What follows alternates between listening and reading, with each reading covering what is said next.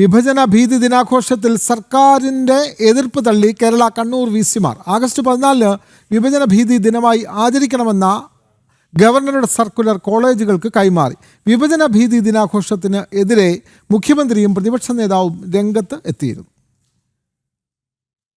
August 14 വിഭജന ഭീതി ദിനമായി ആചരിക്കണമെന്ന ഗവർണർ രാജേന്ദ്ര വിശ്വനാഥ് അർലേക്കറുടെ സർക്കുലറിനെ ചൊല്ലി വിവാദം കടുക്കുന്നതിനിടെയാണ് കേരള കണ്ണൂർ സർവകലാശാല VC-മാരുടെ അപ്രതീക്ഷിത നീക്കം. ഗവർണർ പുറപ്പെടുവിച്ച സർക്കുലർ 2 യൂണിവേഴ്സിറ്റികളിലെയും വൈസ് ചാൻസലർമാർ കോളേജുകൾക്ക് കൈമാറി.